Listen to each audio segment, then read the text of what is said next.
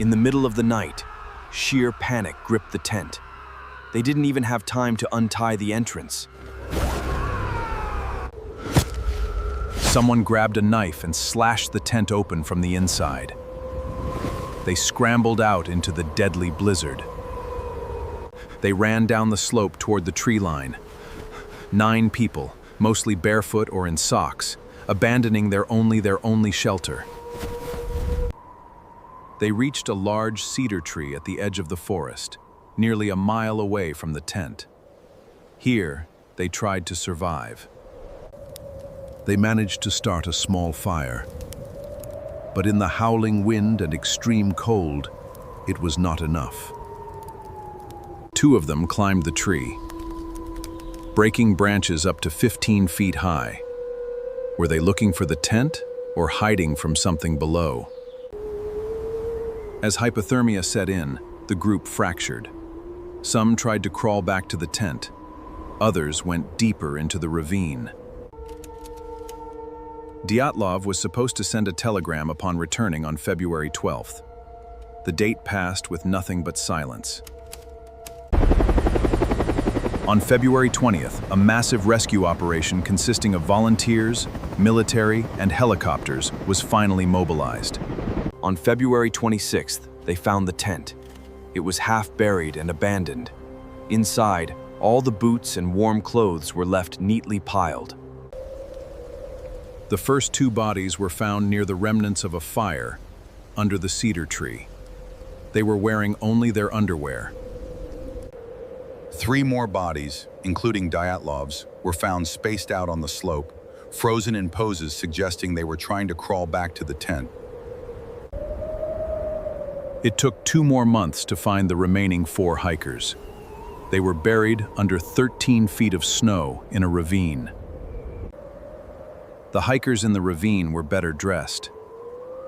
They had stripped the clothes off their dead friends to stay warm. But the autopsies revealed something horrifying. 2 had crushed chests. 1 had a fractured skull. Injuries likened to a severe car crash. Even more disturbing, one of the female hikers was missing her tongue, eyes, and part of her facial tissue. And the final impossible detail, several pieces of their clothing contained high levels of beta radiation. Why? Faced with impossible evidence, investigators and the public proposed numerous theories to explain the tragedy. The most common theory is a slab avalanche. It would explain the crushed chests and the sudden panic to cut out of the tent. But experts disagree. The slope's incline was too shallow. Furthermore, the tent was largely undamaged by snow, and no avalanche debris was found. Another natural theory is a katabatic wind, a rare, deafening wind, hurricane-force wind, that drops rapidly down mountain slopes, inducing panic. Some scientists suggest the wind created infrasound, low-frequency sound waves known to cause severe panic attacks and feelings of dread in humans. But what about the radiation? Many believe the hikers stumbled into a top-secret Soviet military testing ground. One theory involves parachute mines being tested in the air. The concussive shockwave would explain the massive internal injuries without external wounds. Did a KGB cleanup crew arrive, realize civilians were killed, and stage the confusing crime scene to throw off the investigation? The funerals were heavily monitored by police. The families were ordered to remain quiet, and several victims were buried in zinc-lined coffins. As for the missing tongue and eyes, officials claim it was scavenging animals, as the body was face down in a running stream for months.